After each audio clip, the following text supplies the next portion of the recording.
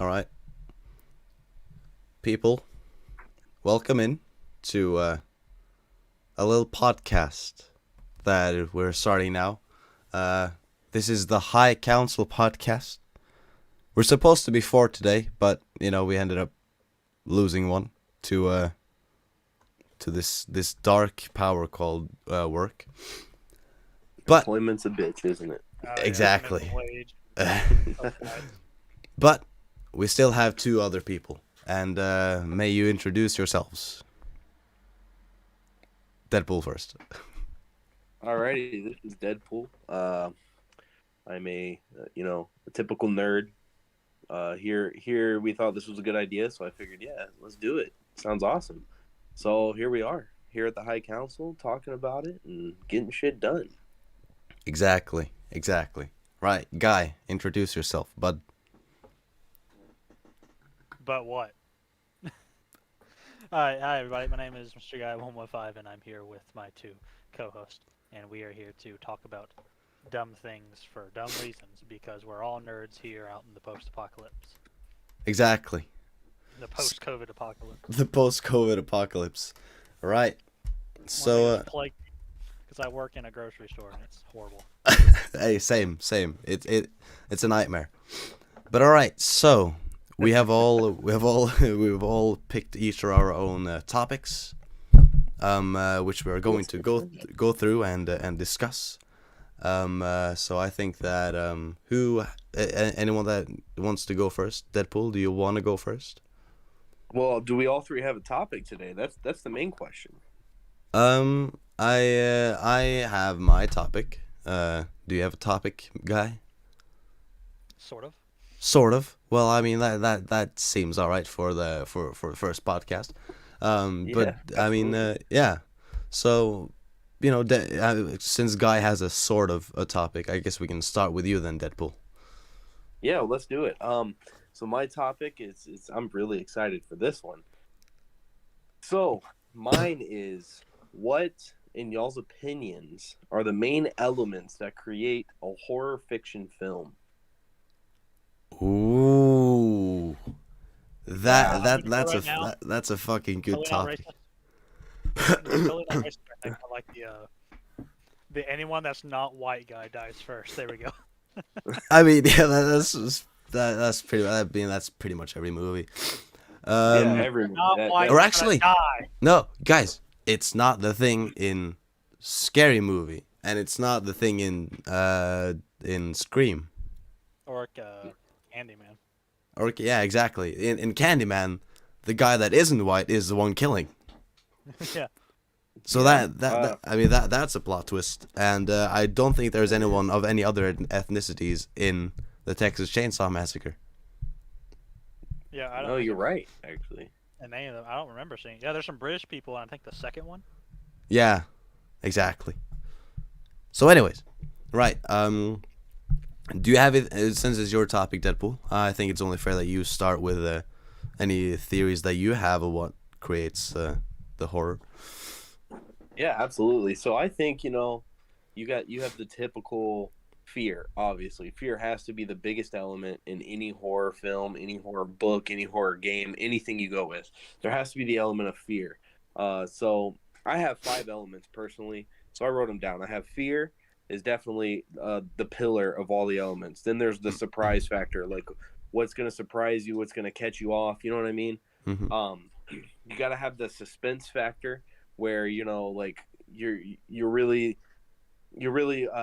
questioning what could happen, but also at the same time keeping in the mystery element of things as well. And lastly, I think spoilers.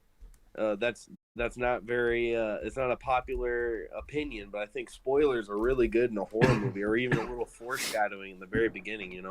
Yeah, foreshadowing definitely does it for me, I think, sometimes. That really gives you, like, at the end of that movie, you can look back and be like, holy shit, this is what they were talking about. This is what that meant. Yeah. It just makes you want to watch it all over again. If you catch it early on and you're with a group of friends and you're like, hey, I bet that guy's going to do this and this is going to happen. It's like, no, that won't happen. And then it does, and they all freak out. Yeah, right, like exactly. that shit just feels good though, because then you're like, yeah, I fucking got you guys. Yeah, I was right. Yeah, I was right. You are wrong. But yeah, I think that's also why a lot of modern horror movies, like we talked about earlier today before the podcast, The Nun, right? So The Nun is a flop of a horror movie. But the thing is, absolutely. nowadays, like, okay, so Conjuring 1 and Conjuring 2 with what's his face, the James Wan, with him being the director of those, he did a fucking great job with those. I think that those two are very good horror movies.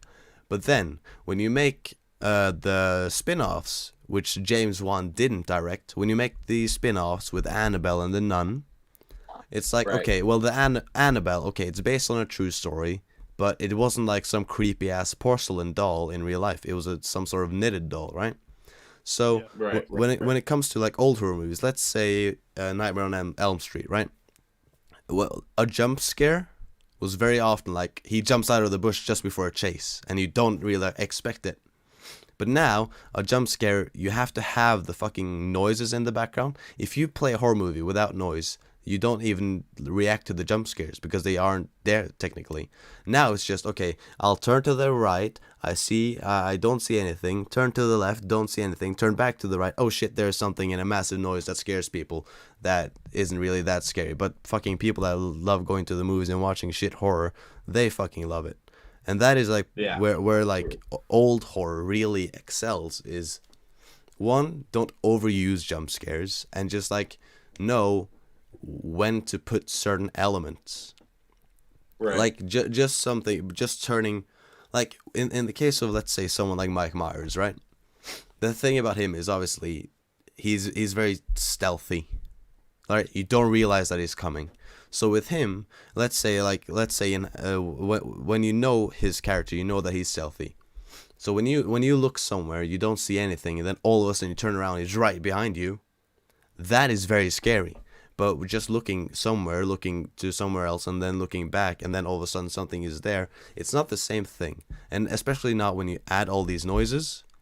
But let's say that Michael's theme all of a sudden kicks in.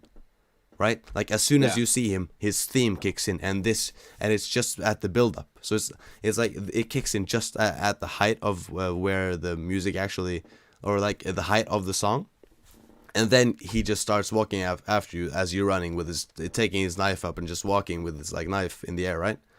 That is scary. That's a good jump scare. But when you just look somewhere and all of a sudden the nun's there, that's not good horror. That's not scary. You know what I mean? Trying to make something creepy, because that's the feeling I get with the nun. I don't see her as scary. I see her as creepy. Same way with Annabelle. She looks creepy, but trying to make her scary exactly. is a whole different ballpark. Like it's creepy. She has a very well done makeup. I'll give whoever did the makeup for that. Yeah. Very good credit. There was a lot of good. Yeah. And things. It was just it wasn't 100%. a scary. But see, if she was just like a puppeteer, maybe Annabelle. They could have BS'd and like, oh yeah, by the way, Annabelle was a little girl, and then her spirit possessed a doll. Yeah. Maybe we were just seeing like a mirror image of that, and the nun was just kind of the creepy shadow figure behind it. Yeah. Because to tell you what, And I think the most disappointing. Sorry, go ahead. One I did like that not many people do. The first Sinister movie, the whole Babylonian deity. Yeah. I like that he wasn't there all the time. He was just in pictures. You just saw him. You didn't know what was happening. Okay. And when something scary did happen, he did it. Yeah. He wasn't in front of the camera all the time. They were just looking for him. Yeah. It was the kids that he was puppeting, their spirits and stuff, that were luring and stuff, and watching all these horrible things happen to people on these Super 8 films. Yeah. That's what I liked. I liked that he only moved when he needed to. He wasn't overused, because I feel like they overused the nun a lot. Yeah. See, that's where like Annabelle and the nun has a problem, is because the only thing that they have going for them is that, okay, they are creepy, but they aren't scary, and that's the entire point of horror. And it's like, for example, like one of the massive problems that I have is, let's say, for example, in the nun, right, when the French guy or French Canadian guy, when he falls into the coffin, if you guys remember, when he falls into the coffin, and then all of a sudden outside the grave, the dirt is there, but it looks like the ground has never been touched. So apparently the nun can just do anything that she wants. And apparently Yeah. she is the one behind all of the monsters in every single of the Conjuring movies. That's just stupid. And then the fact that she can just flip of a coin and she changes reality, that's also stupid. And the fact that all she has going for her is like, okay, she looks creepy, and then she floats towards you with her hands in front, like that's not a good horror movie. Like there's so many of the high end modern horror movies have so many dumb parts that just don't make sense. It is not good horror. Yeah, I hate like the newer modern. They're based off jump scares. Yeah, They're not based off. it's like, only jump scares. scary factor. But it's not scary that there's this nun floating around. It's creepy. Yeah, It doesn't have the true horror aspect to it. No. And looking back, at what else James Wan has done, I mean, you take Saw. Saw doesn't have many jump scares. Saw is just a gory, like it's a gut wrenching, like Yeah. terror fest. like The it, whole and of- it builds on the fact that it's kind of, obviously it's not really, but it's kind of realistic in a sense, where it's like, because he's a vigilante essentially, right? So the point is, you making a mistake and being punished for it. Every person makes mistakes. So the reason Exactly. that the Saw movies, except for maybe like 3D, the reason that they are so good is because of they build on the reality of, you make a mistake or do something that is wrong. Okay, you get punished for this. You get put up to a trial. You have 1 minute to escape. This shit, and you always wonder, like, okay, the entire way you wonder, okay, are they gonna make it? Are they gonna make it? Like in the first Saw movie, one of the greatest things they did was with Amanda. The first scene, the first thing that happens is Amanda trapped in the reverse bear trap. She just gets it off. But because it's a horror movie, you expect her to die because you expect her to be the first victim, and then you expect like, oh, the police or whatever, she is gonna be the case that they are following, is the death of her. That's what you expect, right? But that isn't what happens. So then in Saw, I don't remember which one, but with the guy who had to cut out the key that was behind his eye, like Yep. there I thought, okay, well, with Amanda, she survived, so maybe this guy survives. Nope, he dies. And it's the way that they play towards but also against your expectations in a way. And they do it in a really good way. And that's one of the great Right, things about, that's why Saw has so many movies, is because it works still. And there's always something new to Right. do with it. They bring that surprise factor to the maximum potential in that. Yeah. Like every death, you're surprised how it happens. You're surprised how creative that the vigilante is in those. You know what I mean? Like you don't see anything coming the way that it comes. And like you just said, you expect her to die and then she lives. Then you expect him to live and he dies. Like it keeps you on your toes 24/7. Exactly. And he did the same thing in 2007 with Dead Silence with the puppets that lived up in the attic that would, if you Now screamed, they killed you. Yeah. Like That was James great. Wan is just amazing. He's just a great guy. Great producer. Yeah, he's amazing. He also did what was that movie where the kid would like go to a different dimension in his sleep, and like there was that Darth Maul looking character. Oh, Oh, Insidious. Yeah. Insidious. That I liked the first one. yeah. The first one was good. I liked we didn't see that guy in the entire movie until one point. Yeah. And you can see with James Wan, he kind of uses the same actors to Yeah. his movie. Because in The Conjuring, he used the same people that were in Insidious. Yeah. And you just see him Right. come back and come back. I think that James Wan is definitely someone that knows what he's doing, and I think he only picks projects that he is passionate for. Like a bit off topic, considering it is Halloween topical now, and horror. But like what he did with Aquaman, Oh yeah. amazing. And I think Great. that he really understands horror, and I think that, because the thing is, usually it doesn't, except for a few movies that have come out now recently, Aquaman being one of them, a lot of directors of horror move on to superheroes or whatever, and it doesn't work. But with people like James Wan, who, for one, he picks movies that he knows he can do something with, but also he always feels a passion for what he picks, that is where you have a good mix. Like, You throw James Wan into any sort of movie, I think he would do a great job, because what he did with Aquaman, which is what most people should do, but they don't. When it comes to horror and comedy, if you're good at one, you're probably good at the other one. Like me, like I enjoy writing shit. I write comedies and I write horror for the most part, because they have a tendency to go together. They go hand in hand. Yeah. Exactly.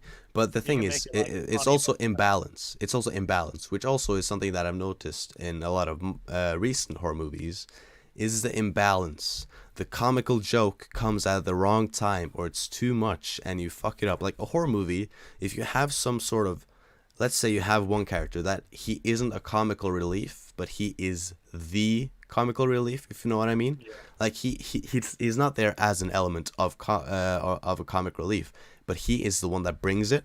He might come in with a joke here and there, like let's say at the start when the tension isn't high, he's the guy that makes a few jokes, and then maybe let's say somewhere later when they're in a bit of a tight spot, he might throw out one little one-liner, but not more than that.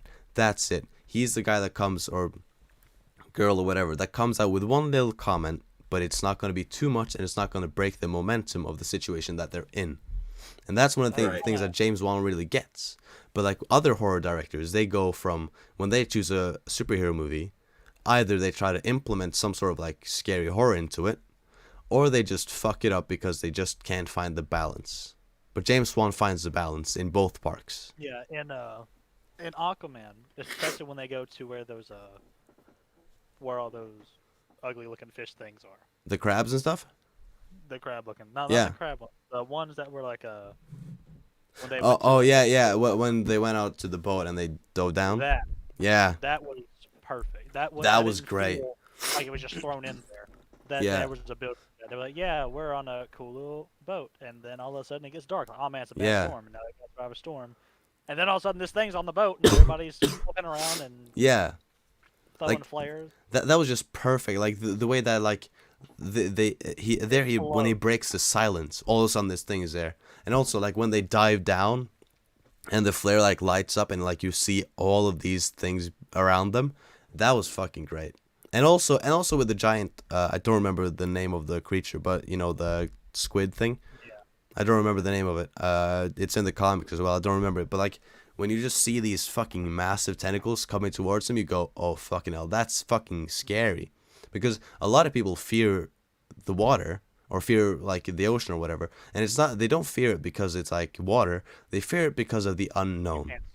You can't see what's down there. Exactly. So just the thought of like, when people think like, okay, I don't like the water because I'm afraid of a shark is gonna come and bite me, or the unknowing, this how unexpected things can just happen. And like when you just see a massive fucking creature with some massive tentacles, even though it's a movie, you see these things approaching him, and that is scary as fuck, because you can relate to this, how scary it is. If you're out diving and you see this shit coming towards you, you're gonna be fucking scared.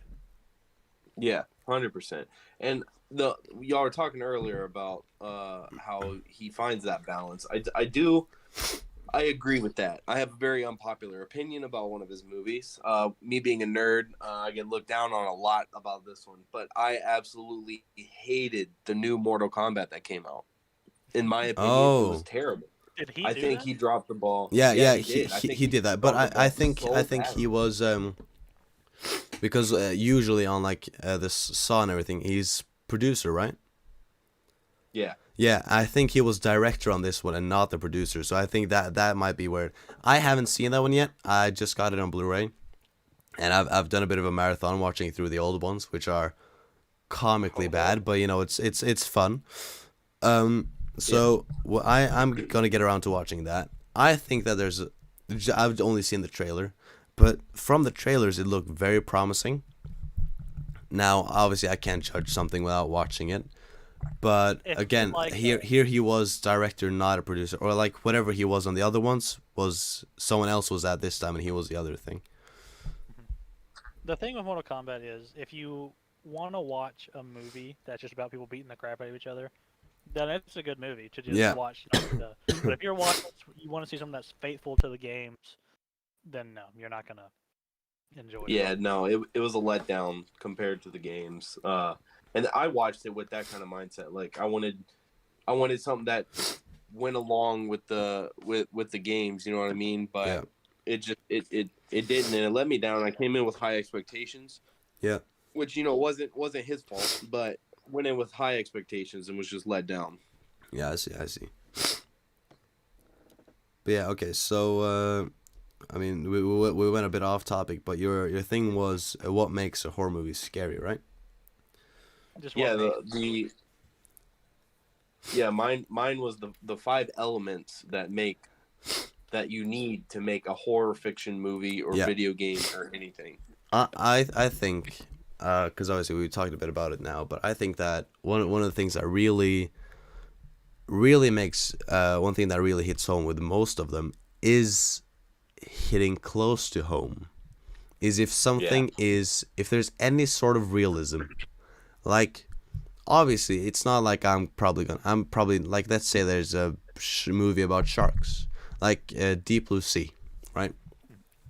So some good horror movies about sharks, right? There are some really good ones out there. Jaws, for example. Now, I know I'm probably never going to go out diving for whatever, or for a treasure or whatever. But if I see a horror movie where someone is diving for treasure and all of a sudden there's a massive shark attacking them or some other animal, it doesn't hit close to home in the sense that I'm gonna do that, but it hits close to home with they're just normal people. They're just normal people doing something that they enjoy or whatever the fuck.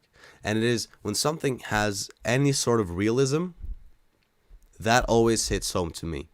That always hits very well in a horror movie. Now, obviously, not everything has to be realistic, but everything always has that element of realism that will hit close to you.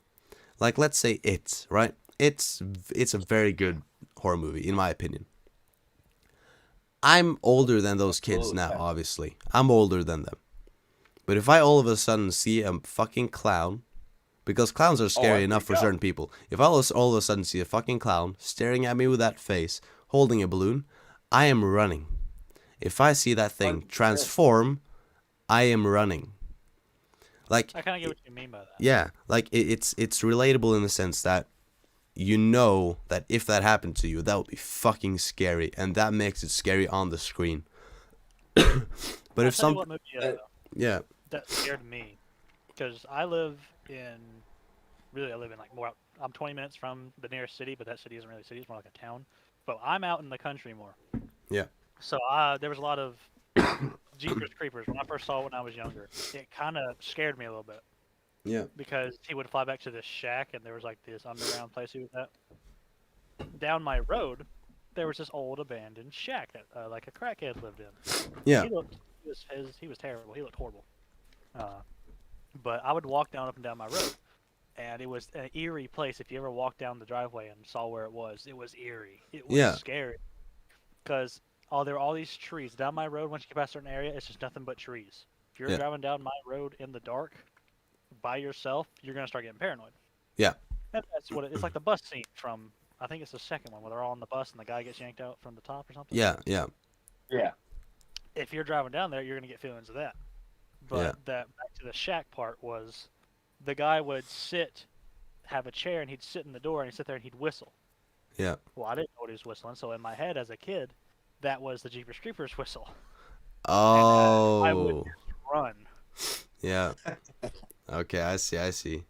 And it's gone now. It fell over finally. I don't know what happened to the guy either, but it was an old rundown little shack that somebody used as a tool shed, and it's gone now. But when I was a kid, man, going down that little driveway, and it was encased, like it was road, and then it would be this little sewage line, and then you'd look over, there's a driveway, a little encasing of trees, and just a house sitting in the middle of it. Yeah. It was awful. Like that's the thing. If something in any way, shape, or form can hit close to you, then that's scary. Obviously, some movies don't need that element, but that element usually is what drives the movie. Like, I think the greatest examples are probably three of the most known, probably the three most known, maybe four, and that is Michael Myers, just a small town with this guy going around killing, obviously he has his targets, but you never know why you would end up being the target. Laurie ends up being the target because she walks close to his old home. That's the first thing, and then obviously you realize she's his sister. That's even worse for her. And then you have Scream. This guy just picking out people, killing them, whilst playing with them first. You have then you also have Freddy, who's like, when you sleep, this guy comes and fucking kills you. And then Texas Chainsaw Massacre, a fucking crazy ass family that you fucking walk close to them and they fucking kill you. And like all of those things are scary.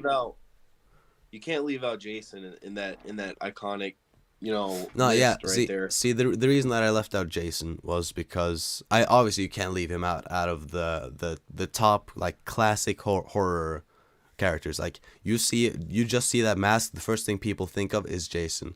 But the reason that I kind of excluded him a bit is because it will usually just, like, the movies are fucking scary. I'm not saying that, but I'm saying that on this premise, he's kind of just scary if you're going on some sort of school trip to like a lake. You get what I mean? Yeah. That's like the summer camp. Yeah, that's the way that hits home on this specific point. Yeah, but just in general, he's obviously that.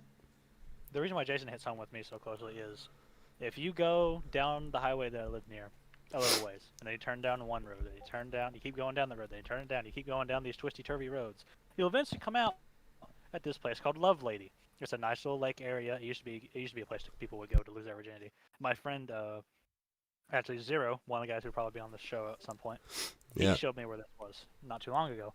And I was looking at it, I was like, man, this would be a great place to film a horror movie. Because there's a lake. It connects to a lake. There's all these camping spots. And there's a lake house. Yeah. Not far from this area. So it's typical, like, looking at it. If I was to look at it the way I'd look at it if I actually found Jason scary. But I don't, because I've seen every single movie, gone in depth. And, once you in depth with the movie, you can't be scared by it anymore. Yeah, exactly. So looking at this, I think this would be terrifying because we were coming back at night and you were going up these windy roads and there's no houses. It's all woods. Yeah. Like, man, this would be terrifying if Jason just stepped out in the road and blocked us from keeping it going. That was the only way out. Yeah, exactly. It was either that or you're going for a swim. Yeah. There was one road down, one road out. And it's terrifying. So I'm thinking this would be perfect. Yeah. So I think Deadpool, like with what you said just at the start, like your 5, I think you really hit the nail on the head with those. I think that some of them definitely vary. Obviously, it depends on the horror movie. Like, you won't get the same stuff driving the horror in Predator as you will in, let's say, a Saw movie. But there are certain elements, as some of the ones that you've pointed out, there are certain elements that stick, and that is because they work. But then, obviously, in modern horror, you have a tendency to lose those in stuff like The Nun and stuff, because it's only, oh my god, this image is scary. Like, it's only, hey, does this image scare you? It doesn't, but, like, that's the entire point with the new ones. Right, absolutely. So I'm going to dabble on what makes a good horror movie. Like you said, what are the things that make a good horror movie? You said fear. And go ahead and read the list. Let's try not to go on the rabbit trail. Read the rest of your list before we go into it. Yeah, so mine are, there's fear. You gotta have the fear aspect. You gotta have a surprise factor to it. You gotta have that mysterious, like, who is this person? Who could it be? It could be anybody. You gotta have all of that. You in the fifth one that I kind of talked about a little bit is that suspense / foreshadow. You gotta have the foreshadowing aspect to where it introduces him, but you don't realize that it's introducing him or her in the beginning, or the idea, or the demon, or the ghost, or whatever the case is. Yeah. Yeah, like, I think that's pretty much hit the nail on the head. I think that there are. Yeah, I think that there are some ground themes essentially or things that you need to have to make a good horror movie. And I think that one thing that I think that plays into every single horror movie, but I don't think everyone acknowledges in every single horror movie because it's not as blatant in every single one, is the general aspect of mystery. That, in my eyes, is very important. Like, let's say Michael Myers.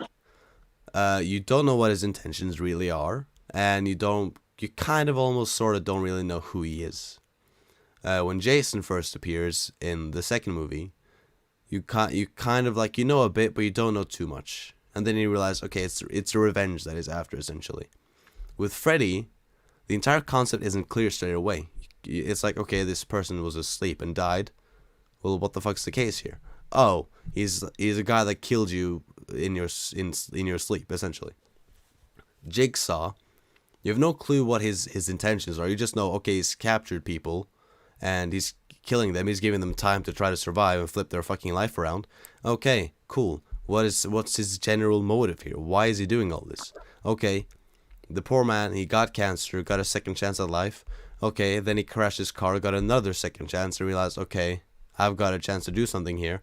Okay, yes, his thing isn't the best thing to do, but he still has a clear motive.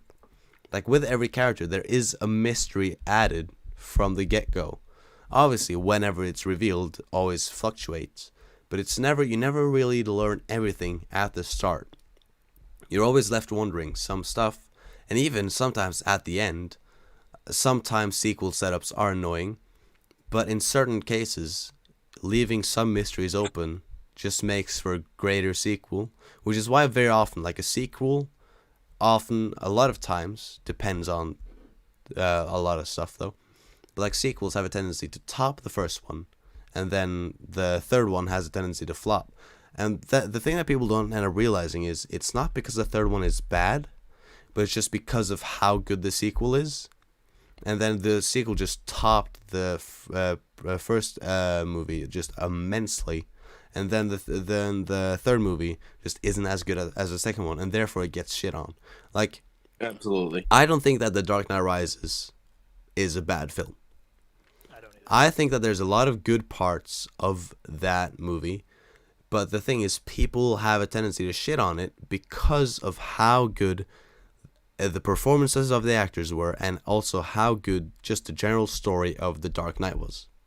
So people and because of how much Dark Knight leaped Batman Begins, people just don't seem to appreciate The Dark Knight Rises as much. But the same people will also say that it is the greatest trilogy in movie history, which I could probably agree with, but still, the people that shit on it still say this.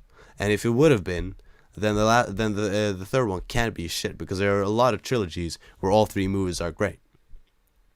Now, how good they are obviously fluctuates, but they're all still good movies. So a trilogy, let's say the original trilogy in Star Wars, for example, which one you think is the best, I don't care. But I think every Star Wars fan agrees that all three movies are still good movies. Okay. So we have a trilogy with three good movies. Whether some are great or not doesn't matter. They're all at least good movies. And then you take the Dark Knight trilogy. Okay, the first one's good, the second one's great, but the third one's shit. Then that cannot be the greatest trilogy ever, because then the original trilogy will beat it. Certain other trilogies will beat it. That's why it's good, great, and pretty good. That is how I see it. That I think that it could definitely be the greatest, the best prequel or trilogy that is out at the moment. But I don't agree with the point of it being good, great, shit. I think it's good, great, usually pretty good. If you have two good movies and then the last one is crap, then that kind of ruins the whole, oh, this is the best trilogy. But you won't watch the third one. Why not? Because it's crap. Well, that's not a good trilogy. It's a good duology. Yeah, exactly. Like the first two Home 100%. First two Home Alone films are great. and the third one, a lot of people crap on, but they still say, oh, yeah, these two movies are great, but they don't make the third one. Yeah. So we don't talk about the third one, and we don't talk about the fourth one, and definitely not the fifth one. Yeah. We don't talk about 1 and 2 are the highlights, and then the other movies kind of, Exactly. And you could argue that with a lot of film. Like there's what? There's 7, 8 Freddy movies. The Nightmare on Elm Street movies. Let's see. I believe there's 8. I'll Google it. Not counting Freddy versus Jason right now. Just like I know I think there's 6 or 7, and then there's the reboot, and then there was New Nightmare.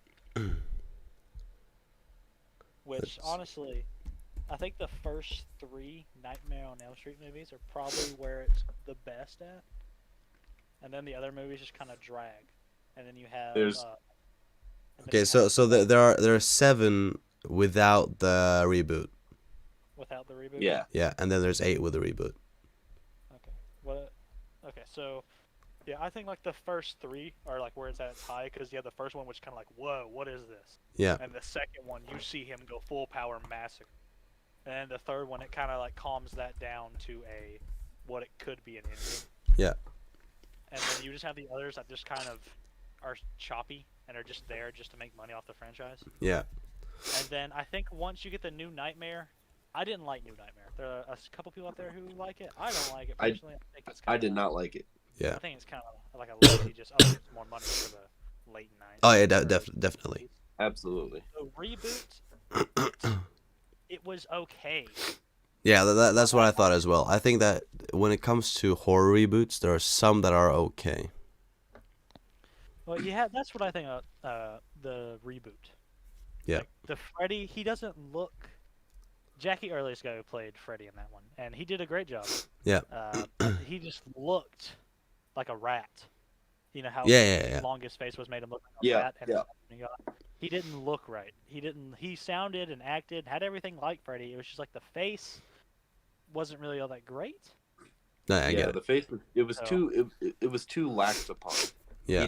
He didn't fit the character that everyone knew for so long, and then they just threw him in the part, and his face didn't fit the voice and the acting and the persona that was Freddy, and it didn't work. It felt like a broken link in the chain.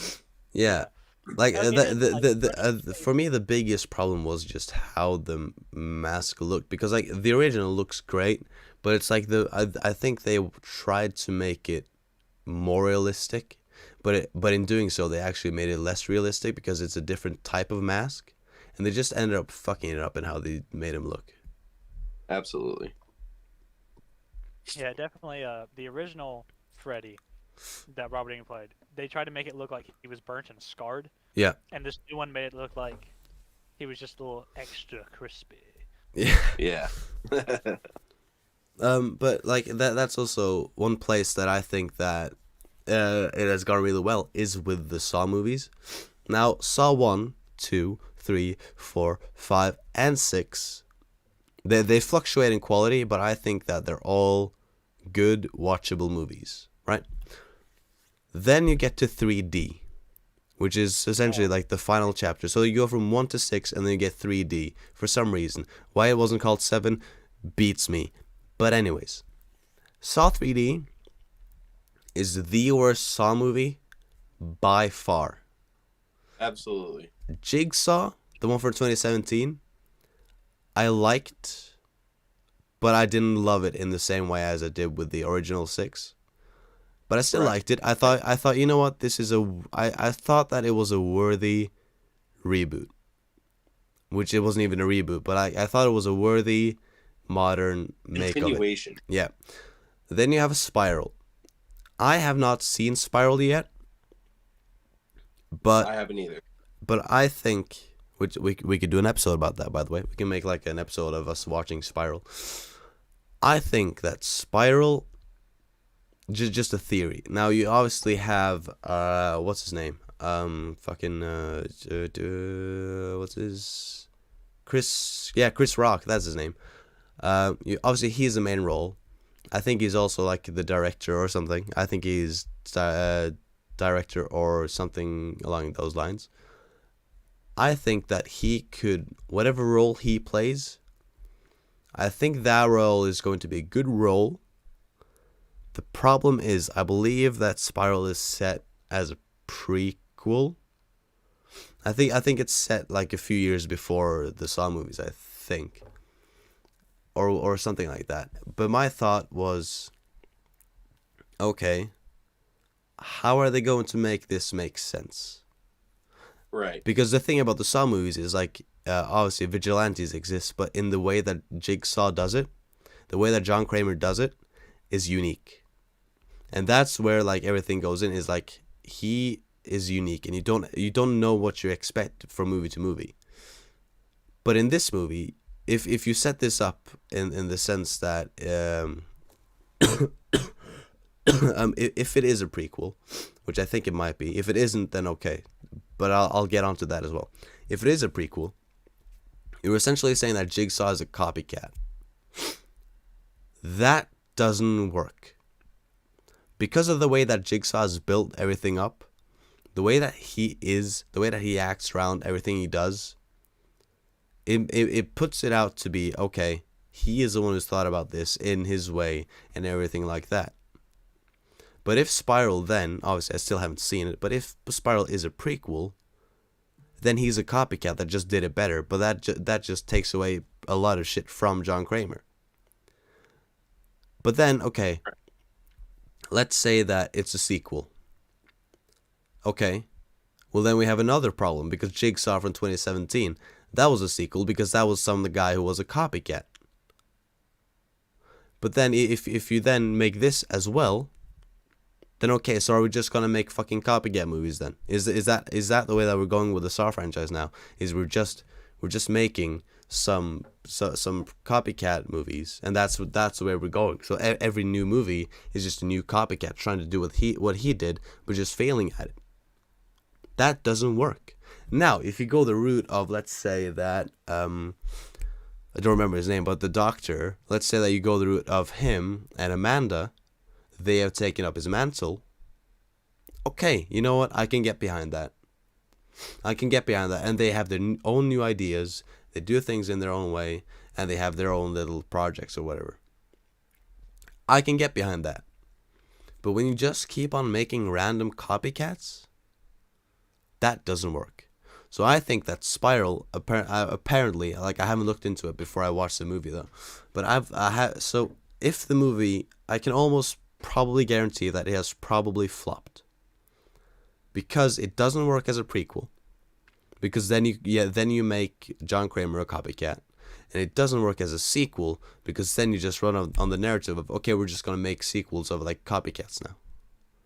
So right. I don't think that it's going to work unless somehow the character in the Spiral movie, unless that is like a younger John Kramer, but then you'll have to make that make sense in the case of, in the first Jigsaw movie, he was a case that I believe, there's been a while since I saw the first Saw movie, but if I'm correct, then like he was kind of known by some of the police, but it wasn't like a known massive figure.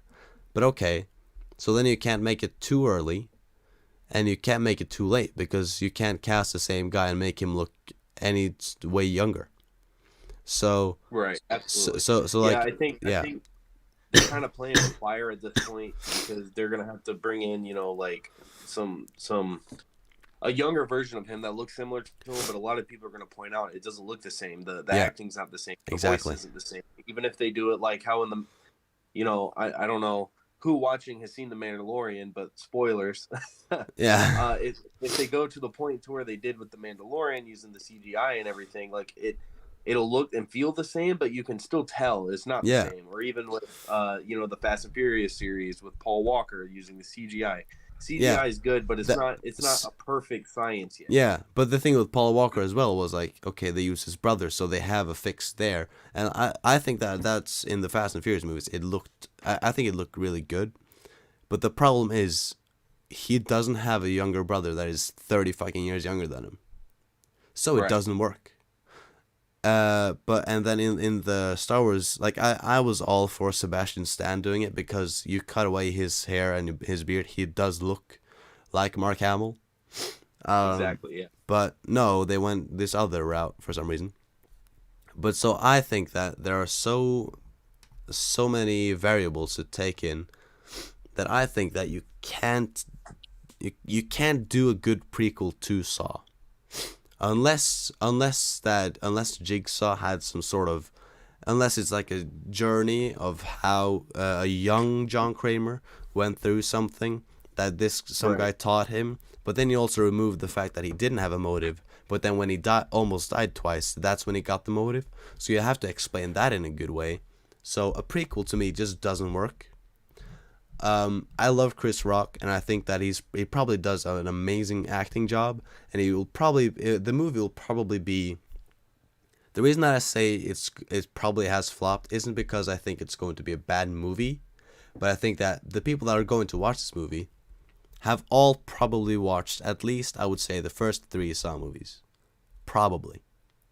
So people are going into this as Saw fans. People have probably seen the Jigsaw movie as well. But if you go into this, and this is a prequel, it doesn't matter how good the movie is, because if it removes anything from John Kramer's legacy, it is going to flop no matter what. Absolutely. So totally agree with that. It's almost like you make a fucking, like, let's say let's say that Rogue One, let's say that was placed some years before, and they meet Luke, and he uses the Force. It doesn't make sense because he learns that he has the Force from Obi-Wan Kenobi and Yoda. Exactly. So you have to figure out a good solution, which I don't think there is one for Saw. So if it is a prequel, doesn't matter how good the movie is, it's going to be a bad Saw movie. Yeah, it's not gonna meet the expectations that have been placed before. You know what I mean? It's not gonna meet the original Saw expectations, the original Saw outcomes. Yeah. And just the amazing job they did with those. Exactly. But yeah, so we got a little off topic there. We talked about all 5 of those aspects. What was your topic that you were bringing at the table today? My topic. Oh shit, we lost a guy. Oh, yeah, so it looks like everyone watching. It looks like Guy has a storm in his area right now. He said he'll be back here in a few minutes. Yeah. He's just working out some technical stuff, but yeah, we'll keep trucking on for now. Yeah. Okay. So, well, I can bring my topic. So my topic, which I think you might probably guess considering that was the examples I used, is a zombie apocalypse. Yeah. Because obviously zombies, they are probably the most nostalgic horror costume, I would say, other than maybe like a Scream mask. I think that everyone dresses up pretty much as a zombie at some point in their life for Halloween, right? Absolutely. So I think it's just the birthplace of the horror genre. Yeah. It's just the zombie apocalypse. It's like it says a bit when like old classic horror zombie movies from like the 60s and stuff still hold up as good zombie movies. That is when you know, okay, that's pretty good. Absolutely. And now I love the Zombieland movies, both of them. Same. I think that's also a place where, like, you know how we talked about the balance of like serious and horror, or comedy and horror. I think that those movies, the way that they thrive is, if when it comes to the balance, it depends on what you establish early. And at the start of the first Zombieland, when he's reading off his rules, they established, okay, this probably isn't going to be a super serious movie. Yeah. And 100%. Yeah, exactly. And that is where these movies thrive, is they have some serious parts here and there where you go, oh shit. But for the most part, they're comical. Like when he fucking hits the clown zombie, like when he takes the hammer and hits him on the nose and you hear like the beep, the like classic clown beep. That is funny, but like there is a bit of a seriousness when he goes like from the don't be a hero and it drops away and it's like be a hero. I was just gonna say that. Like that was that, you know, at the beginning it's don't be a hero, then he finds a girl that he like falls in love with, and then it's be a hero all of a sudden. He scratches out that don't. It's like you feel, because this is when it like builds up to be serious, when Tallahassee or whatever his name is, when he's like in like the little cage and all the zombies are around him, he just shoots everyone. The two girls, they're stuck up in the carousel thing, and then he's going to try to save them. Okay, he's got to fight this clown first, which was established early, which is also really good in this. Like everything falls together real well. is like, okay, they had established he fucking hates clowns. Okay, what's his biggest fear now? What does he meet? He meets a massive, fat, fucking zombie clown. Mm-hmm. Okay, what does he do? Drop the don't. I'm going to be a hero now. Don't be a pussy. I'm gonna fuck up this clown and I'm going to save them. So what does he do? He fucks up the clown. And then, at this point it's a bit serious, but then they break it in a really good way because obviously he had his little monologue in the background whilst fighting it. And then when he ends the monologue, they break everything with him hitting the clown, and you hear the noise. You hear the clown beep. And that is just fucking great. That's the way to establish a balance and keep going with it. Absolutely. But, so the main part of my topic is if we end up in a zombie apocalypse, what are we bringing? So first, my thought was, okay, what weapons do you bring? That's my first thing. My first thing is you have 2, possibly 3 weapons. Your first weapon is going to be some sort of firing weapon, whether it be a gun, a fucking bow and arrow, or a crossbow, whatever. Long range. Second, you have a short range. And third, if you want to, you have a sidearm. So, my question to you, what 3 weapons are you going with? Or 2? If you just want to do long range and close combat, then what are your 2 weapons? I'll have to go, honestly, that's tough. For obvious reasons, noise reduction. I'm going with a bow or a crossbow for long range. Yep. You can make arrows, so you have unlimited amount of ammo there. That's a obvious. You don't want to draw everything to your position at the time. So I'm going with a bow or a crossbow for that long range. For up close and personal, or even like a melee, I would say I'm gonna go with like the old school samurai katana, bro. Ooh. Like just cut anything down in your way, bro. You keep that thing sharp, and it's not gonna fail you. A bit of Michonne action. A little bit, yeah, man. A little bit, yeah. And I think another, like, my last weapon I'm gonna go with is a baseball bat with nails. Oh, so we're closing into Negan on that one. I mean, he's got barbed wire, but damn. All right. Yeah, you get that. Say you have a big fat clown zombie, right? And you can't pull a shot, or like you don't have your katana. That baseball bat, one hit to the head, boom, done. Yeah. He's dealt with it. All right, that's pretty good. So what I'm going with, I thought the same. I thought a crossbow or a bow and arrow.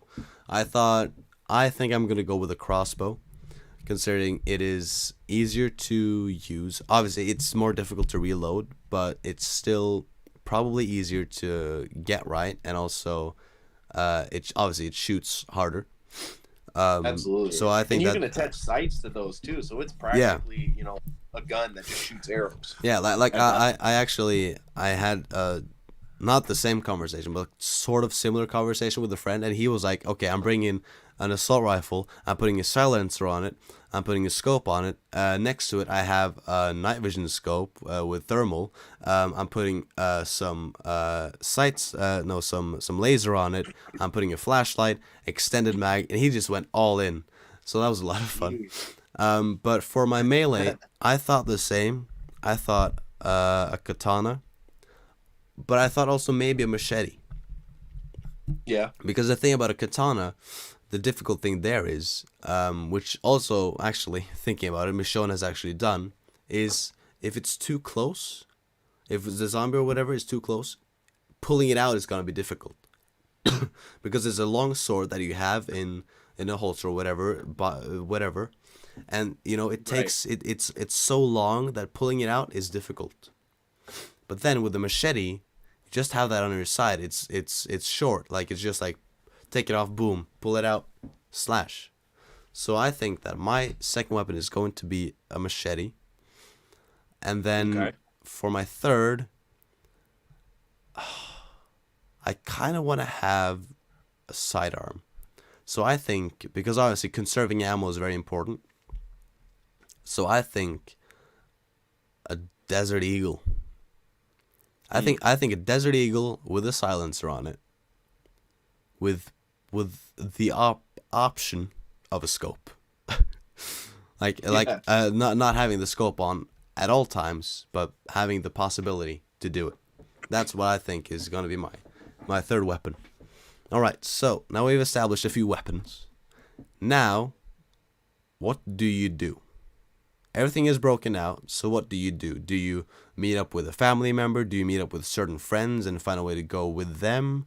Do you go to take a boat and go to an island? Do you leave the country? What is your plan? What do you do? Honestly, it's notorious in every zombie movie, every zombie show, everything. Everyone looks for the survivor camp, right? Yeah. I don't believe in that. So I'm kind of. Some people say it's a ruthless plan because I've had this conversation with my brother. My brother's huge into zombies. Okay. So my plan is ruthless. Like if you don't bring something to the table, then you don't get to go with me. Obviously, like my plan, like I said, it's another notorious fact about shows and movies and books and comics is zombies don't like the cold. So I'm going to go way up north where it's always snowing. Come to me, bro. Come to me. Come to Norway. Yeah. I'm going to set up a good little camp out in the cold. And like I said, if you don't bring something to the table, you can't hang, bro. Like, sorry. Yeah. I'll feed you to the wolves for for the day. Like, sorry, bro, but that's how it is. Because at the end of the day, it's my survival that I'm relying on. I'm the only one who knows my own capabilities. So I'm gonna choose people I can trust, choose people I can rely on. That I would be comfortable putting my survival in, and I hope that I'm with people that can do the same. It shows me that they're comfortable with their life in my hands at the same time. So I'm gonna go somewhere cold. I'm gonna set up a camp, small numbers. Only people I can trust, small inner circle. It sucks to say, but most of my family, I don't think they'd survive in that situation, so they won't be going with me. At the end of the day, they have to look out for themselves. So you establish yourself. You think that you would be definitely be the leader of whatever group you're part of, right? Do you establish? I wouldn't really say the leader, but I would just kind of run on my own. If a group does happen to form, it would definitely have to be a voting aspect to where if someone is like, hey, we should have a leader, then everyone should vote on who that should be. I'm not going to be the person to be like, well, I'm the leader, I'm doing this. Because some people have more leadership experience than I have. I was only in the Army for so long, so I don't have all the leadership skills in the world. There's definitely someone who has more than me, who has a better head on their shoulders than I do. But if it came down to it, to where it was a voting factor, and they were like, hey, Deadpool should be the leader, like, all right, cool, I guess, let's do this. I remember when in that conversation with some of my friends, everyone pointed to me as a leader. So I guess I have something that would work. Probably because I'm very fair, a very fair person, and I probably bring certain things to the table that would be good as a leader. It just sounds like I'm bragging now, but But anyways, but that actually sounds like a really good plan. I was actually thinking the same. My thought was, okay, either just stay in Norway, because, well, for one, we're not that highly populated, so it's not a massive population, so I don't think that clearing out the zombies would take that long. But also, you have no idea how they get to you. Like, it depends on what type of zombie it is, but, like, usually if you just go with a base zombie, some zombies will definitely come to you in some way, shape, or form. So, my thought was, find a boat, find some clothes, some warm clothes, get some resources, and go up to, like, the North Pole or whatever the fuck. Somewhere that, because obviously, like, when there's sun up there, you don't need to, like, have your hood on and just walk around freezing, because it's not hot, but, like, it's not so cold that you're gonna die if you don't wear anything on your head. Like, you just wear the jacket, the pants, and the boots, and you're probably good. The reason that I would go there is you take a boat over there.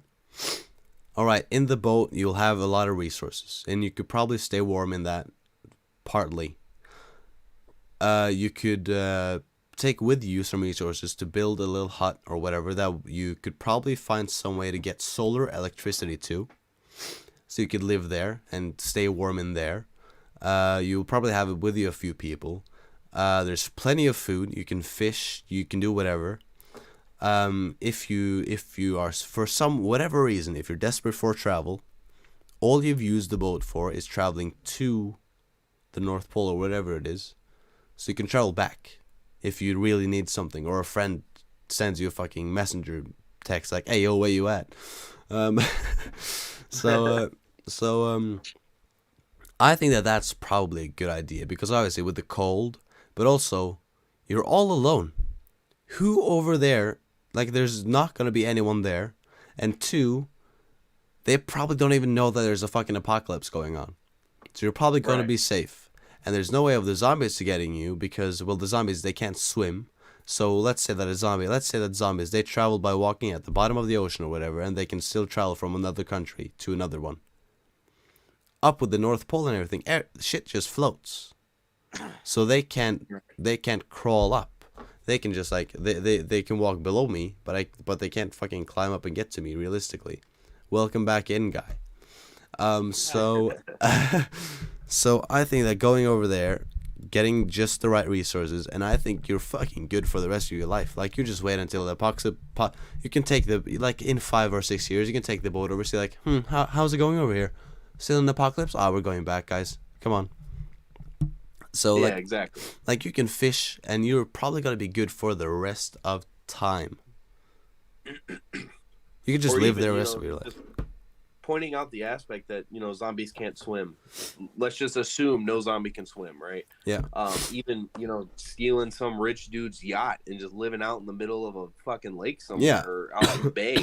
Just throw that anchor down, you're set. You need supplies, go on shore real quick with a mini boat, run back to the ship, you're good. See, the reason that I didn't go with that route is because of other people. Going to Antarctica or the North Pole or whatever, people aren't going to do that because they don't think about all the props of doing it. They just think, no, cold, that's about it. Exactly, yeah. But when you're just, like, out in the Bay Area or whatever, other people, because, I mean, I think that the way that people are nice to each other in The Walking Dead and stuff isn't realistic. I think that people will be ruthless in, obviously, shit's a few years, there's been a few years certain places, but I just think that people wouldn't be as nice. Because it's not, in a realistic world, people panic. They're desperate. Absolutely. They don't think of every situation. So they just kill, be like, okay, I can get this shit. So I think that just being out in the open in the Bay Area, I think you're probably going to be a quick and easy target. Because multiple people are going to go, okay, we get that boat, we're good as well. And then someone else goes, if we get that boat, we're good. Someone else comes, okay, if we get that boat, we're good. So that's the general mentality. So that's why I think if you go somewhere that is, quote unquote, like, off limits to people mentally, you're probably going to be good. The plan of just going out with the boat is a really good idea just in general. But I think that if you go somewhere specific, not the Pacific, but specific, I think you'll be I think you'll be pretty good. So yeah. Now, pulling in another aspect of that, say we are at the North Pole, and we're starving for food because there's not many animals up there. I mean, there are some, but there's not many. Fish. We'll be living off fish mostly.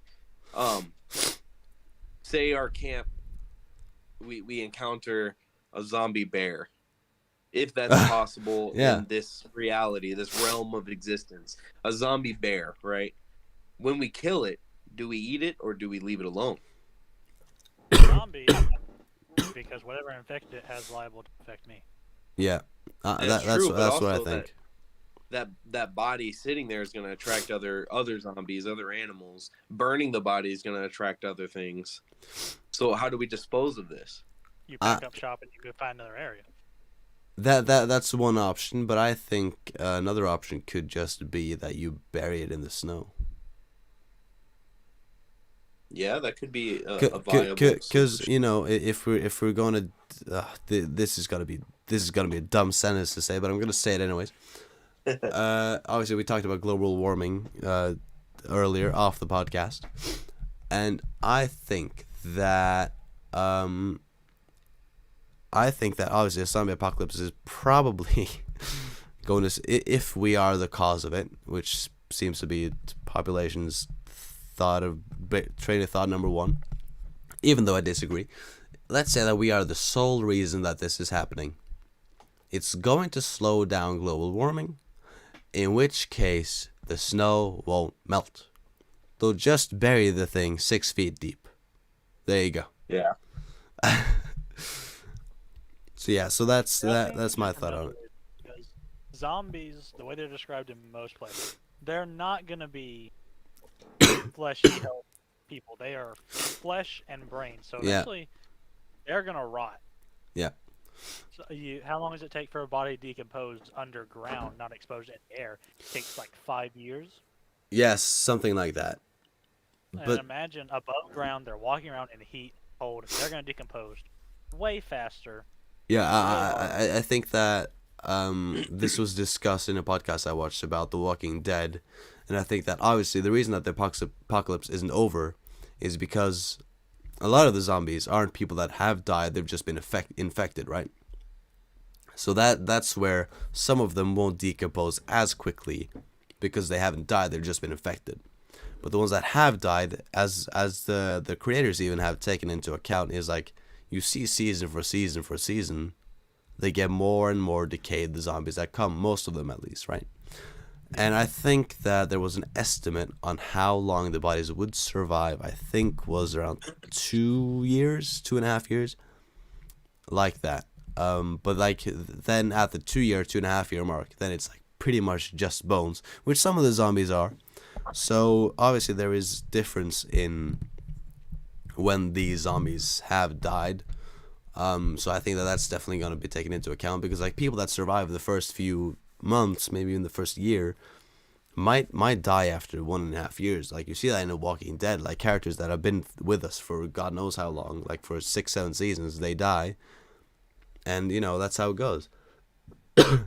But so I think that as long as it's not World War Z zombies, I think we're good. Yeah. Because if they're World War Z zombies, then Jesus fucking Christ, God help us. Like, Well, they're crackheads. like they climb on each other to get over a wall. They are fast as fuck. They're strong. Yeah, they're a different breed. They jump. Like they are just fucking. Think of like. Obviously, the entire concept of a zombie means that what they're doing would not be possible if it's just a general zombie virus. But the thing is, viruses can do a lot of weird shit. That's true. I mean, take Resident Evil zombies, for example. Yeah. They just started off as typical everyday zombies, you know what I mean? Yeah, like Nemesis is a fucking bitch, by the way. Yeah. So like the thing is, let's say how this virus resurrects you as dead, or like if you get infected, you become a zombie, but you don't get the decay, because some viruses. The thing is, viruses have a tendency to bring in bacteria, and let's say that they bring in a certain bacteria that somehow keeps you somewhat fresh in a sense. Then those World War Z zombies are not as unlikely, because think about it.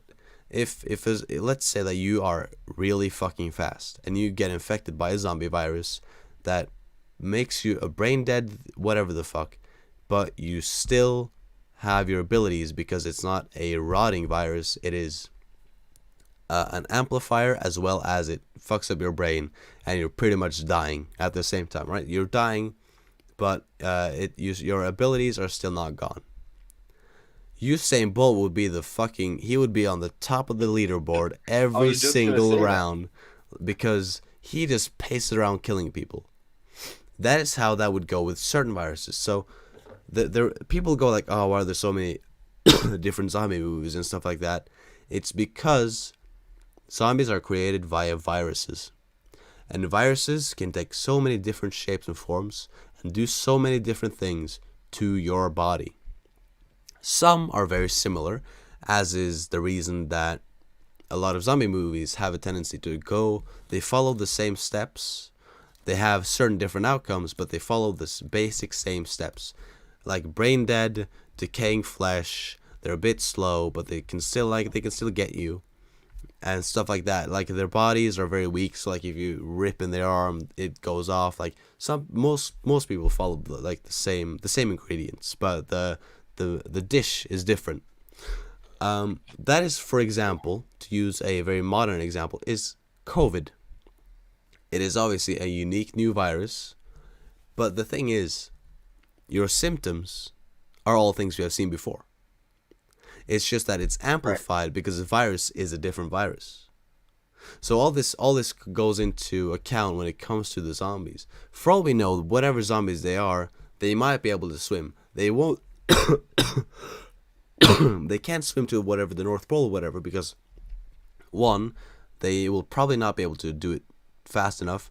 It's too far for anyone and anything, and they'll probably like get run over or something, or eaten by a shark. Whatever, eaten.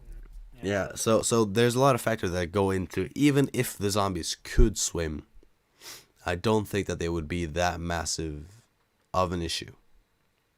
Well, you see, for an example, like you were talking about earlier, people still having their abilities in Marvel zombies. Yeah, exactly. It wasn't a virus that turned them into rotting flesh. It was more of it affected their mind. They could still talk, walk, use their abilities. Yeah. They were just hungry. They had this huge hunger that took over everything in their mind that made them eat. But they just wanted to eat and eat and eat. Or it's like Dr. Zoom from The Flash, both the comics and the TV show. He is a zombie, but he still has his abilities. It's just that some of his abilities are amplified, but it's just that he's just a fucking zombie that has a specific target that he's hunting. Yeah, and that's what makes it very, very dangerous. Like if you have someone like, I'm just gonna throw an example out here, like someone who can throw really good, like a good quarterback. Yeah. They get infected. I can throw this as hard as I can, as fast as I can, and hit you in the back and knock you down. And I can run up and eat you now. Yeah, exactly. But Usain Bolt would be fucking horrifying as a zombie. Exactly. Or like someone like I don't know, like Cristiano Ronaldo. Like I don't know how much you guys know about him, but he's the world's greatest football player, soccer player. The one of the things that, like, you know how, like, I assume you have seen some soccer, so like, you know, like how people jump up and go for a header and try to head the ball in the net. Yeah. He once did a jump that was, now he is, let me just check,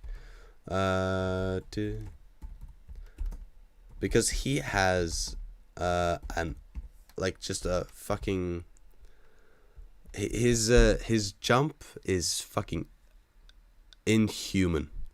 Alright, so he is 6 foot, he's almost 6'2", right? But okay, so he's almost 6'2", but then we go highest jump. So when he jumped, he added his highest jump was he added over a meter to his height. So he is 1 meter 87 centimeters. His highest jump, when the top of his head was 2 meters 93 centimeters in the air. Damn. That is higher than NBA players. And when you think that this guy, he can jump like that, and he's got the physicality of, he's 36, 37, but he's got the physicality of a prime fucking 28, 29-year-old. You think, okay, he could jump anywhere I stand, the motherfucker jumps up, and then he just fucking knocks me out. Like certain athletes, you're just fucked against. So I'm happy I live in Norway, because the only thing that we can do is ski. No, I live in down south of the United States. I live in Alabama. We just shoot first. Yeah. Which, by the way, because you weren't here for this, so I started my topic of zombie apocalypse. I started with if you could bring 2 or 3 weapons, what would you bring? So the criteria for the first weapon is it has to be some sort of long range, like whether it's a bow and arrow or an assault rifle, I don't care, whatever. And then the second weapon has to be a melee weapon. And the third can be sidearm, second melee, different melee, like that does something different. So what are your 2/3 weapons? Well, I think my main thing is I think stealth is your best friend in the apocalypse. Yeah. Because if the zombies hear you, they turn like, oh, food source. Yeah. And then some zombies just they smell your flesh, they're coming to eat you. Yeah. But if we're doing the kind of towards if they hear you, they're gonna swarm, kind of like in Dead Rising. Yeah. I would rather go with something silent, like a bow and arrows. It's my primary. So you got pretty much the same route as me and Deadpool, because I went for a crossbow and he went for a. Did you go for bow and arrow double? Yeah, I said bow and arrow or crossbow. I mean, either one. I bow hunt a lot, so I'm used to bows. So I think I'd be fine with either, honestly. Yeah. I think for my melee weapon, should be a second one. I would rather have something that is good to pierce. So I'd probably get a katana of some sort. Yeah, that's the same route as Deadpool. And then as my third weapon, I'd have to bring something that's like really compact that I can conceal, or something like just in case I met any other survivors. I'd probably bring like either a small knife or like a little .22 pistol, just to scare people. Like, oh, don't shoot that, you're gonna attract zombies. Like, well, if you're gonna rob, I'm gonna blow your brains out, and then we're So you Dead by Dead by Daylight. What is Dying Light? Dying Light, yeah. If you play that, use a gun, these zombies are gonna swarm you, and all the other slower zombies are gonna come after you. That's what kind of mindset I'm going with. So like small 22 scare people. Yeah, you went close to what we went, because I went crossbow, then I went machete, because it's I explained that the reason I went for a machete is because of when you pull out a katana, it's so long that like if something is very close to you, you might struggle. But a machete is so short, you just bring it out and cut it. But piercing obviously is better for a katana. And then my third weapon, I went with a silenced deagle. So that's what I went with. Deadpool, you went with? I went with the baseball bat with the nails in it. Yeah. Yeah, that's good. So he went that. Suppressed weapons are not what people think they are. You think, oh, they're silent all the time. No, that's for long range. If you have a silenced deagle, which by the way is hard to do, because you're still gonna hear the mechanism fire and it's loud. Oh yeah. I know. Click clank, and you're just hearing. You're not hearing a kabang and then it echoes. You're hearing a. Yeah. If you're in a room, that's still loud. But if you're outside and you're shooting them from like the entrance to Walmart to the end of the parking lot. Yeah, I know. So my thought with it was, okay, I know that it still makes a bit of noise, obviously. But my thought was, okay, for one, conserving ammo. Deagle, if I just aim, headshot, they're dead. That's one shot. All right, so that was part of it. But also, obviously, a silencer is gonna run out, so you'll have to swap out the silencer at some point. But my thought was, okay, silence deagle. It's a weapon that I know how to use. So I thought, okay, it's something I know how to use. I got good accuracy, so I don't need to have something else because I'm not gonna waste the ammo. And also, it's a bit of long range, so like if something is too far away, I'll still get it. I did consider using a sniper because I've used hunting weapons before, so I've got good accuracy from long range, and I have a steady hand. So I thought of a sniper, but I thought whoever I'm gonna bring with me, because I'm definitely getting some of my friends. If needed, one of them will probably bring one. Whoever is the best doesn't matter, because both of us are probably going to use it, because I'm probably going to shoot them if they don't let me use it.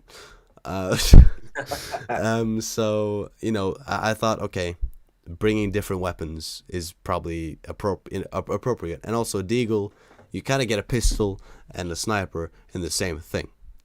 It's a long-range pistol. Yeah. Technically.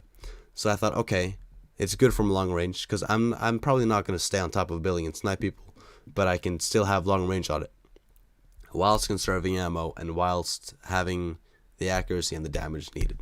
So that was my thought with a deagle. So yeah. But then, okay, so we've established our weapons. Now me and Deadpool have gone through this, but now it's to you. You establish your weapons. What do you do? Do you meet up with some friends? Do you go somewhere specific? Do you meet up with friends and then go somewhere specific? Do you just stay with where you are? Do you go out of the country? Like, what is your plan? So, not many people might not think about this, but I don't want a huge flock of people around me. I want like a small group, like 4 or 5. Agreed. So what I would do, I would want my friends to, one, my buddy Casey, at his house, he has enough guns to supply an army. So we'd immediately go to his house and get weapons that we needed. I have some weapons here, but not a lot to count. Yeah. So we get all the supplies. Because you still got kitchen knives that can be used and stuff like that. So you get like the bigger kitchen knives and stuff. Things you can use to set traps, like wire. I'd go to my buddies. I gather about 5 of them. Go to my buddy Casey's house. We get all the guns we would need and not take them all. We'd hide the rest in his house, like even under the floor and stuff. Yeah. So if we need to go back and get them. And then there's a school that's in the middle of basically nowhere. You go up this giant hill, and there's a school. And around this school, there's open fields and a little bit of woods, but not a lot. And it's a very old school, so the majority of it is concrete, and the windows are pretty sturdy. So we just get some plywood, and like down the road from the school is a place that ships out plywood and different types of wood. So we just go down there, get some plywood, go to that school. So not the entire place. Mm-hmm. Obviously, because you wouldn't want to spend all your time doing every single room. One, we'd clear it. Any survivors we'd find, we'd consolidate them down and see what we could do. Yeah. And it was just secure the best place in the school, which would be basically the new gym that's there. It's made out of mostly tin, but we could fortify that up because now the walkway is enclosed between the school and the new gym. So we can just reinforce that some more, go into the little parts of the school, board off certain areas, and stay there as long as we could. Yeah, okay. I mean, that's a pretty good plan as well.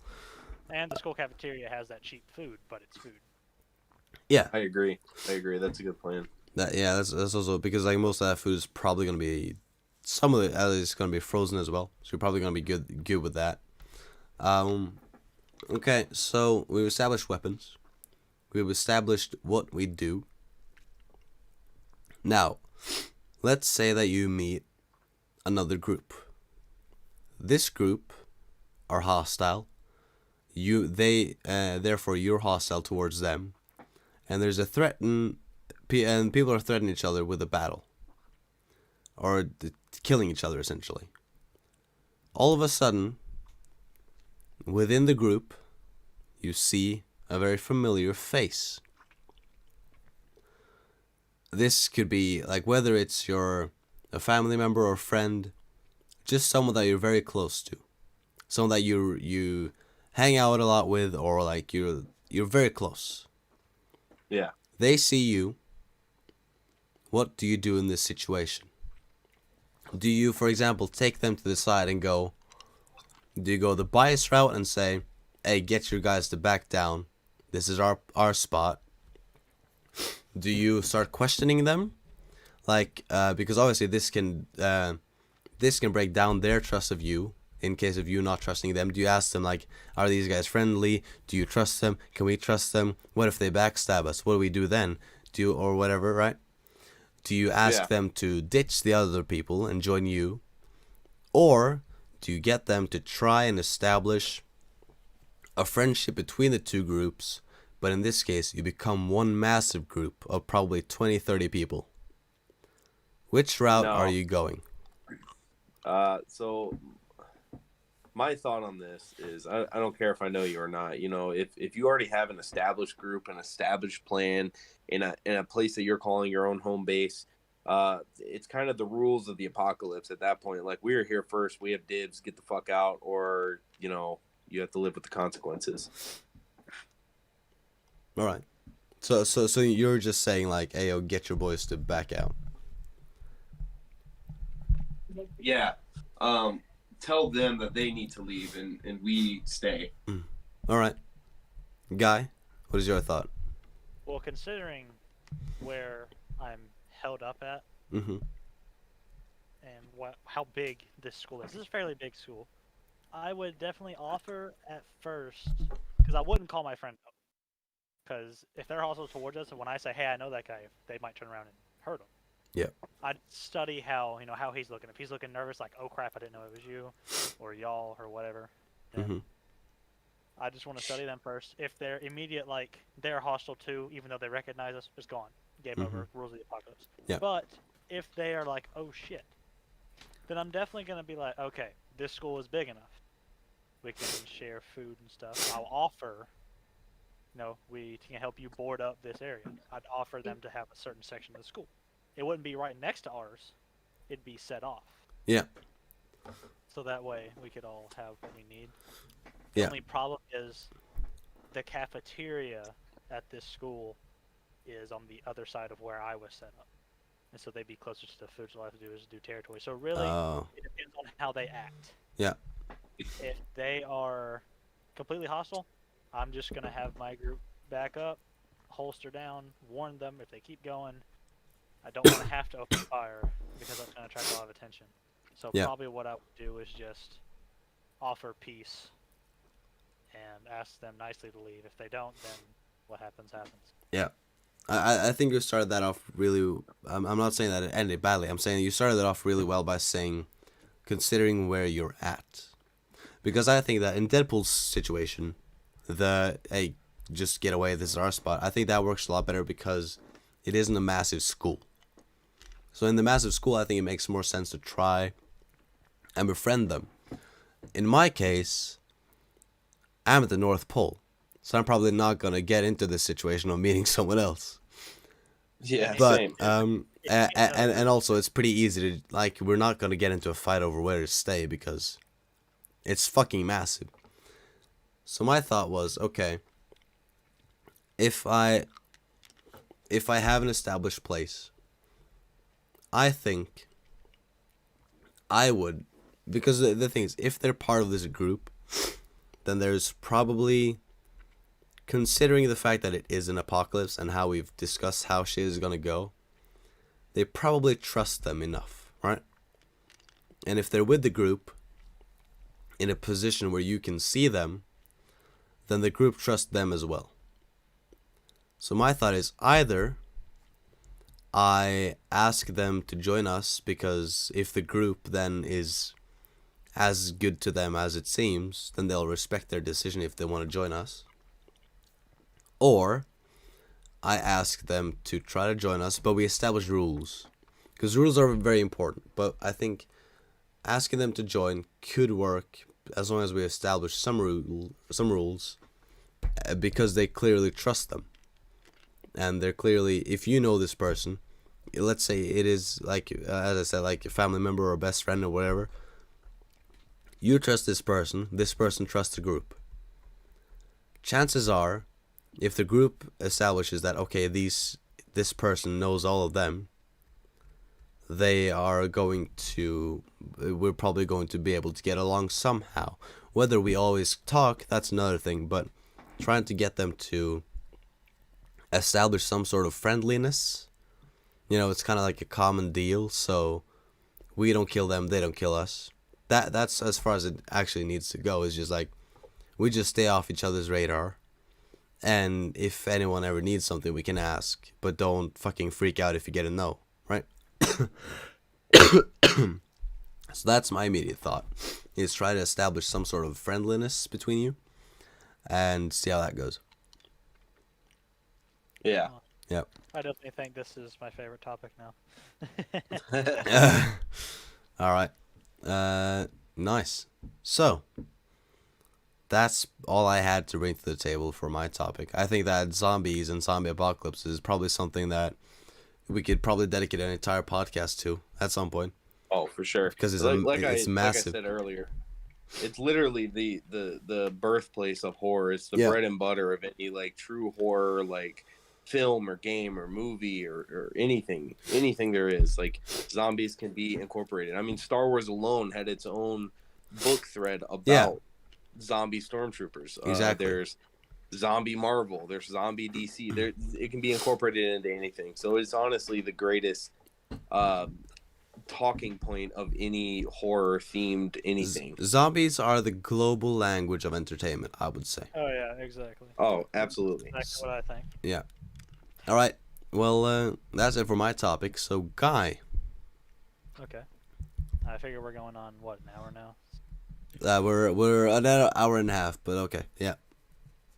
I guess we'll try and do mine quickly so we don't ruin everybody. Unless people are doing a long drive, then I don't think they're gonna want to sit here and listen to this for an hour unless they're doing something. But my topic was kind of half-assed because at first I didn't know what to say. My first topic was what would be like your signature horror movie kill that you would want to show. But then it kind of evolved to when you bring someone that doesn't watch horror slashers, horror at all. They've never watched a single thing because they were either too scared or they just didn't. What movie would you want to show them that it personifies horror to you? That's actually a really fucking good question. I'll say that's pretty good. Fuck. I mean, I know mine. Yeah, I'm thinking of a few, so you can go with yours first and explain why. You know, honestly, one of my all-time favorite horror movies ever made is The Exorcist. Not only because it's just such an early stage horror film, it's just iconic in the whole horror realm. The Exorcist was, when I was a child, I watched it, and it just absolutely terrified me. Yeah. And it just mixes that, you know, real life horror with religious horror, and in such an iconic way that people who aren't even religious get so terrified of the movie and start wondering, are there really demons that can take over my body? Yeah. And that being said, when someone tells me, hey, I've never watched a horror movie, I'm trying to really get into it, like, show me something that's going to scare me. Movies don't scare me. Show me something that's going to scare me. That movie terrifies everybody. Yeah. Because that also hits why on what we talked about earlier, is that it hits close to home. All of a sudden, your child just gets possessed. Like, what the fuck do you do? But I've actually, I talked with a friend about this once, and we said, like, movies like this, like The Exorcist, where it's like the solution is like calling to God. It's kind of like religious propaganda. Oh, absolutely. 100%. So we thought, like, yeah, it's a bit funny that, like, through a fucking horror movie, it's religious propaganda. Like, that is. Well, when you think demon, you immediately think angels. And when you think angels, you think God. So I don't think it was a complete propaganda thing. I think it was just they were basing it off what they. Yeah. Like, I don't think that it was intentional, but like technically, like, it comes across. Like, I'm not saying that people assume that that's what the intention was. I'm just saying that on a technicality, it is religious propaganda because it's like, believe in us because we help you. Not saying that was their goal, but like, it's a bit funny to think about that. It kind of is. But yeah, no, The Exorcist is a good shout. Yeah. I think what's creepy about that movie is the lady who plays the little girl. I don't remember her name. I don't really have a good face right now because I haven't watched it in a long time. Yeah. But just the way she moved while she looked possessed, and the crackling noises they made for it, is what scared people, because they were sitting there, she's just laying on the bed, and all of a sudden she starts fucking floating. Yeah. And now she's breaking around and doing flips and shit, and she's bending like a gymnast. And you're like, what is going on? Yeah. And so you're scared because it's unnatural. Yeah. It looks weird. She's suddenly on all fours screaming. Yeah. And you think it's fine, and then all of a sudden it just says, nope. It's not fine anymore. Buildings are burning. It's like sector clear. Not clear. Yeah, clear. Exactly. Not clear. Yeah. Okay. You know what? I know what I would do. I would go with the Wizard of Oz. Okay. Okay. Yeah, you got to. That lion's fucking terrifying. Yeah, exactly. I don't know what to. Okay, you know what? Here. I think I might go with a classic little Jack Nicholson, if you know what I mean. Oh, yeah. The Shining. The Shining. Exactly. I think that The Shining would probably be Now, the reason that it took me a while is because there's so many that I could easily show to represent what great horror is. But there... Now, obviously, my main thought, as you thought as well, the first thing I go to are the classics. Anything like Jason, like The Exorcist, fucking Mike Myers, Candyman, like anything, all the classics. That's why my first instinct now was The Shining. But thinking about it as well, the newest reboot of The Invisible Man. Oh, Have you seen it? I've seen a little bit of it. I haven't seen all of it. I haven't. I have not. See, the thing about that one was the budget wasn't massive, and the director was very new, so he hasn't done a lot, and he's very young as well. But one of the things that they did, okay, so when the studio, they were like, okay, we have a small budget, we want to make a horror movie. The genius in going with The Invisible Man was amazing. Because you don't have to spend a lot of money on makeup, you don't have to spend a lot of money on CGI, because there is someone there, but there is no one there. So you can just make some shit happen easily, without having to spend a lot of money on someone actually being there. Yeah, really. Obviously, you need to spend some money on special effects and stuff for when he comes into frame or whatever, like when he goes from visible to invisible or back. But another thing is, it also gave me a lot of hope for the future of horror. Because obviously we've had a lot of problems with shit like The Nun, like Hannibal, and all that stuff. But this being a modern film and being so good, there isn't any like jump scare just for the sake of it with like making a sound. There's actually good shit. The entire point is this woman, right? So obviously she I guess kind of spoiler for if you haven't seen it, but I mean this won't spoil the movie for you because you'll probably be able to enjoy it anyway. So she essentially, it starts off quiet, completely quiet, no one says anything. You see this main character, she wakes up and you see her starting putting on clothes and packing her bags and whatever, and she goes out the door. Then she ends up triggering a car alarm, and she starts running through the woods. The reason that she's leaving is because of her boyfriend is abusive, and so she's planned like for a long time that she's going to leave. So you see her sister waits for her in a car. And then, but when you then see like through, like you see like from, you know, like the behind, like you see like the sister looks to the right through the window that she's gonna come through, and you have like the camera behind the head, right? Right. So you see the girl through the window running. Then all of a sudden, like behind her, all of a sudden you see someone else, and it's because she had triggered the car alarm. The boyfriend comes running after. But then, so when she gets into the car, the boyfriend just like storms straight through the window, and they just drive off. And so no dialogue has been said until this point. Then later it's apparently said that the boyfriend died. I think it was said that he committed suicide or something. And in his will, he left her all of his money or just a shit ton of money.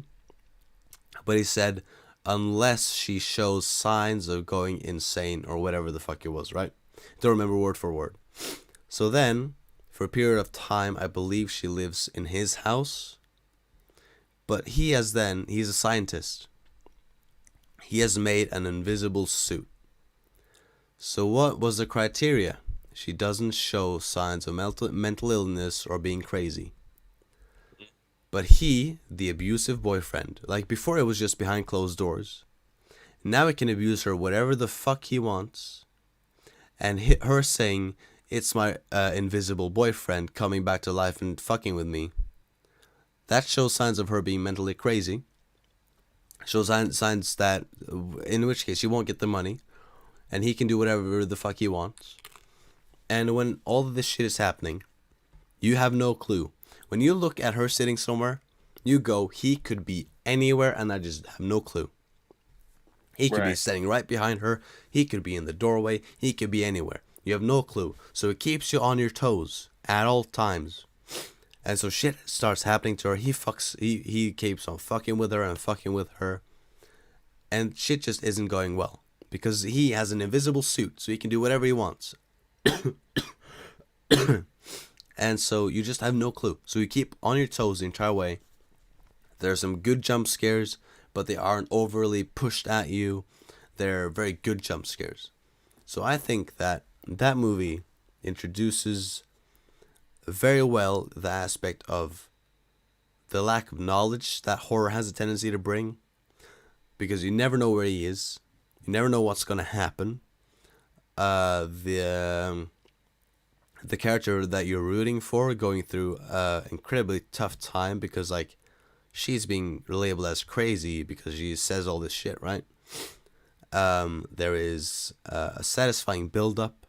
There is good scares, and it hits close to home because it's like, I'm not saying that anyone's boyfriend or girlfriend is gonna make up an invisible suit, but I'm saying that the case of abuse in a relationship hits close. The part of you fearing. Now, obviously, it came out that he had died, but you fearing what your ex could do, whether it be like whatever. I think there's a lot of shit that hits close to home in this one. Not necessarily personally for me, but I can understand the perspective. And that's one of the things that it also does well in the movie. So I think that a lot of the things that you look for in a good horror movie is found in that. And I also think that the way to introduce people to horror nowadays is show them something, because I think that with the old movies, I think that the reason that a lot of people watch them is because they have developed the interest. Now, with this person that we're talking about, they are developing the interest, right? So I think showing them something modern, a modern take on a classic, which The Invisible Man is, I think that doing a modern take on that, showing them that, and then going, so this is the modern thing. Was this good? Okay, nice. Then maybe show them something else. It doesn't have to be as modern, but I think somewhere after the 2000s, like I think 2000 and onward, I think is a good way to start with the first two movies. And then you go, okay, those two are really good movies. Now let me show you some of the classics that have really been the reasoning for these that has built this up. Then I would probably show them something like The Shining. Then maybe Halloween. Like, for example, actually, you know what? A thing that I think could actually be a good second movie to show them would actually be the Halloween reboot. Mm-hmm. The Halloween, Yeah, the 2018 Halloween movie is fucking great. So I think that's a really good movie. Like, obviously, like, people will go, but you have to watch the first one first. No, but you don't. Because obviously, You really okay, don't. you get some of the backstory explained to you, but also it's a great movie all on its own. So if anything, it will just make your experience of Halloween, the first one, probably just make that better. Because you go like, oh shit, there's Michael all of a sudden. Like, you go like, oh, but because then you know what he can do, and you just see him standing behind the bush looking at Laurie, so you're like, oh, you better be careful, because then you think a lot more about it, which I think would actually amplify the experience. And then when everything happens, you just get more scared because you know what he's capable of, and he's targeted this one person. So I think that if anything, I think that it's actually a great movie to be this. Like, I show them The Invisible Man first, then I'll show them the Halloween reboot, then I'll show them the first Halloween, then maybe something else. I would probably not go for a slasher again. Probably go for something else. Maybe even go back to modern. Maybe show them the It movie. Then go back to some classic or whatever. I think that there are a lot of good movies that could build the establishment of someone's interest. But I think that the newest Halloween, or maybe even Ep.1, and then obviously The Invisible Man, as I said, are some of the best ways to introduce people into horror. Yeah, I agree with that. That's good. Yeah. Okay, well, I'll go through mine then, and I'll try and wrap it up really quickly. I'll do a quick description of it, and then we can probably end it there. That way, people aren't yawning at us. Yeah. I think the movie Sorry, I would guys. We can talk for so long. It's Yeah. rough. That's the reason we made a podcast. we sat in the PlayStation party for what, like 5 hours talking. Yeah, 5 or 6 hours just least. talking. But the movie I would show people would definitely be Candyman, the first one, the original one. Yeah. It's scary, not because it's gory or because of the kills or anything like that. It's how it shows it.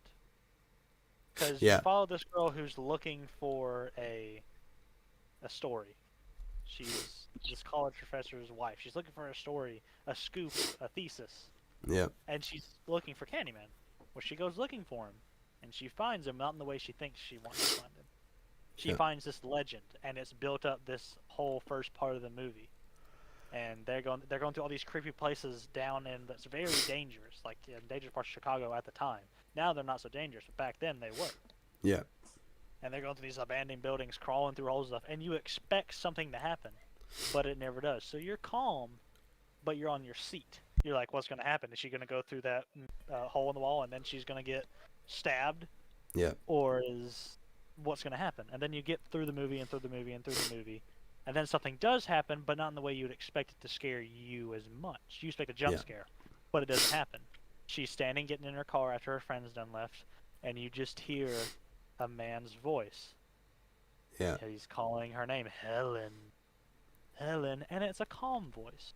It sounds very soothing, but at the same time it's deep, and it's growly, and it's kind of terrifying and kind of creepy.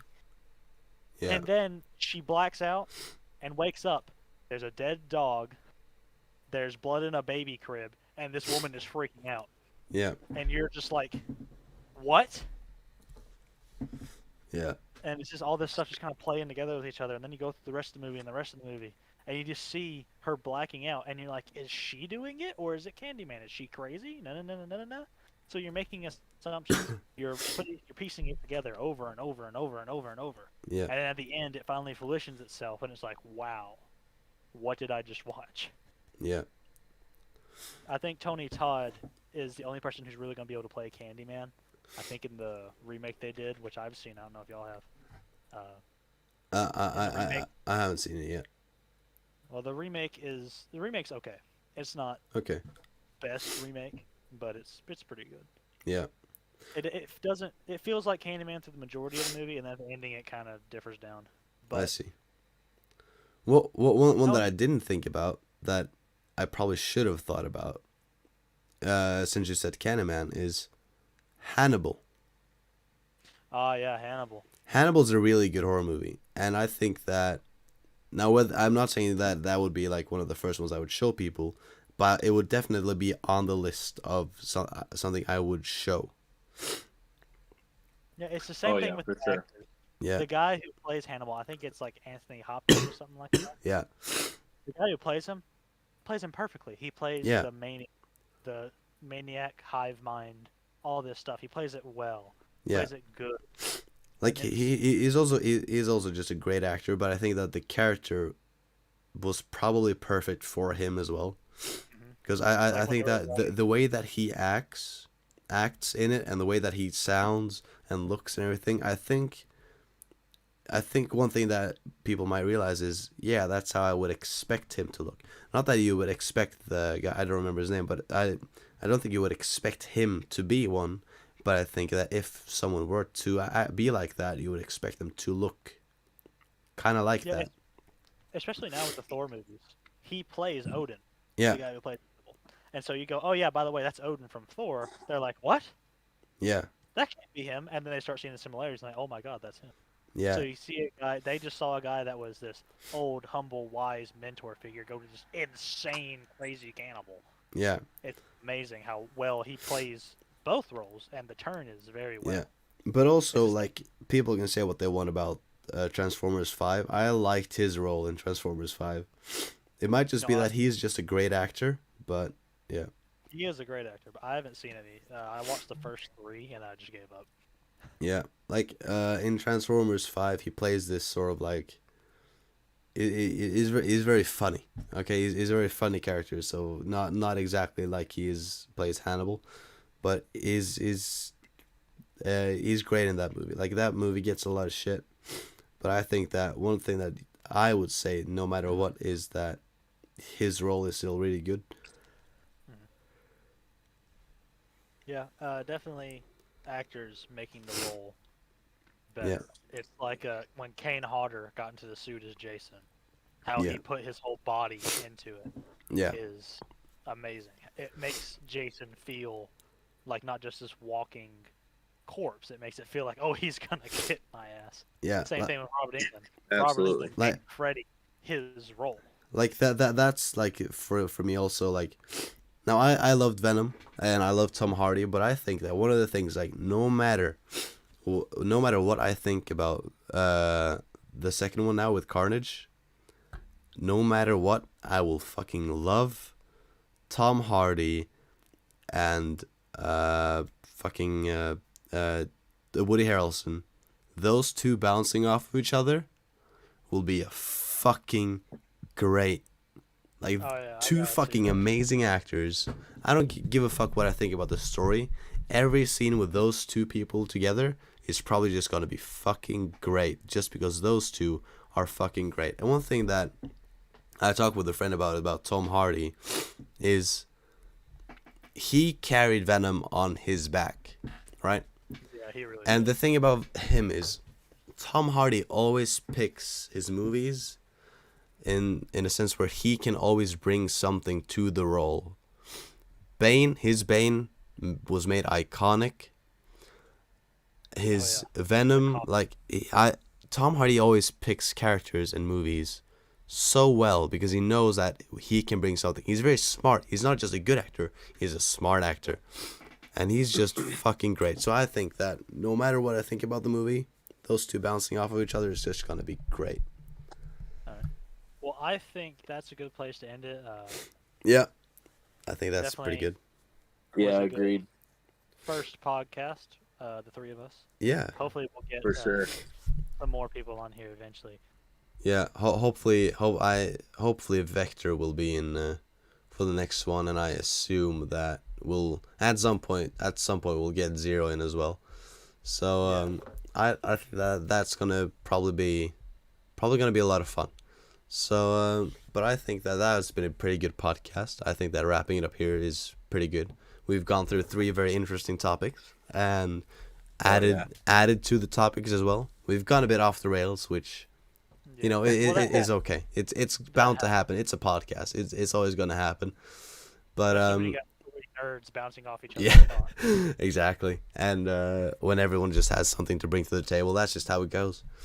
But I thoroughly enjoyed this. I hope that people that have listened and will listen are going to enjoy it as well. I hope they will. I think that with the right people listening, I think they're probably going to do it. So yeah, I mean, I'm definitely looking forward to the next one. I think we made a good one here, and hopefully get Vector on the next one. That's the thing with podcasts. Like, we can sit here and make these over and over again. Yeah. If somebody's like, they like nerd culture as much as I do, they want to go hear our thoughts on this. Yeah, exactly. It's definitely good. Absolutely. Because if you guys are looking at other podcasts, if you like a guy on YouTube named Zanny, he has a podcast called The Crate Room, where he does it with a bunch of other people. Yeah. And the first couple episodes are them talking about Halo and stuff. Oh, but amazing. It's like something for you to listen to. Like, I listen to episodes on my way to work and on my way back from work, and sometimes I listen to music. Yeah. But that's what I listen to, just to get away from all this stuff. Like, going to work, I really don't want to go. Yeah. Tomorrow I got 7 and go. But if you just listening to podcasts just helps. Even if you don't finish it all the way, just listening to it, it's like, it's not music. It's not something you gotta turn around and pay attention to. You can just plug in your earbuds and you can just go. Like, I was washing dishes, I plugged my earbuds in, and I listened to a podcast, and it was exactly. easy. So well, yeah, Bruno, I'll let you do a little outro for us if you got one. All right. So thank you everyone who has listened. Hope to see you next time. I think that this little nerd podcast will catch on, hopefully, amongst a few people, and I think that we have a lot of fun making them. So if you have a lot of fun listening to them, then that will just be even better. This first month, somewhat ironically when we're starting it, is going going to probably be Halloween themed. So I think that pretty much every episode is probably going to be somewhat Halloween themed or amongst those lines. So the next one, I think probably will be us discussing a movie. I have one movie that I kind of want us to delve into, a movie that I have enjoyed, which is obviously then a horror movie, and kind of trying to get a bit of a rhythm going. So Oh yeah, for sure. yeah, so you'll probably see us at least once a week, hopefully, and I would say it's probably pretty likely as well. So hopefully we'll get on Vector next time. Then we'll be 4 people bouncing off of each other. So that'll be even more fun. Even longer. Yeah, even longer. So we'll end up at a 4-hour mark. Double the time. And then when we get 0 on, it's a 10-hour podcast. Yeah. So yeah. So yeah. So thank you all for tuning in, and hope you all have a good one. And just tune in for the next one. It'll probably be spooky. Ooh. So, thank you all for listening. Catch you